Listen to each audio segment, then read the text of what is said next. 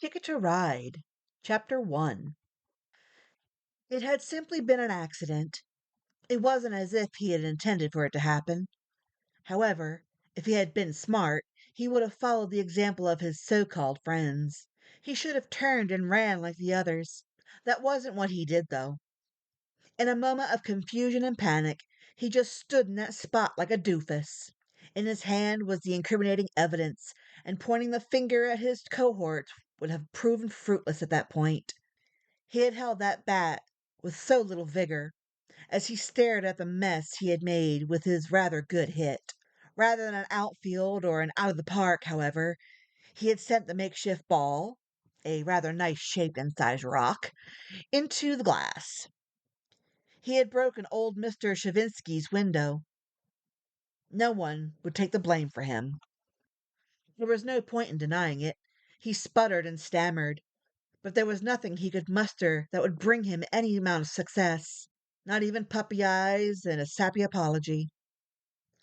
He stood in the glaring stares of his parents as they loomed over him with disapproval on their faces.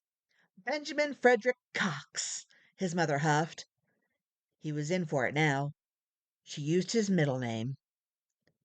She had her hands on her hips and her face scrunched up in that special mother kind of way. You are in so much trouble, his father added. He had his arms crossed and stared down his nose at the boy. He was the authority. He intimidated Benjamin deep down. He hated it when his father was angry with him. It just didn't feel good. What do you have to say for yourself? Benjamin shrugged his shoulders. It wouldn't have mattered one way or the other. There was just nothing to say. You're grounded, mister, he said in his stern and serious manner. You'll have to apologize to Mr. Shavinsky and pay him back for the damage. I don't have any money, Benjamin suddenly shouted.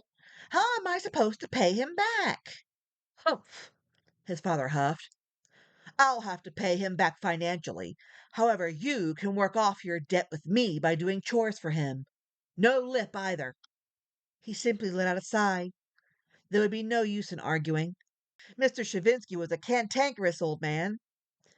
He was hard of hearing and very good at yelling at kids. You're also going to bed without supper, his mother finally chimed in. What? He gasped. It's not fair. Neither is what you did to that poor old man, she scolded. Now you go straight to your room and think about what you've done. I don't want to see you again until morning. Then don't look at me, he suddenly shouted. What did you say?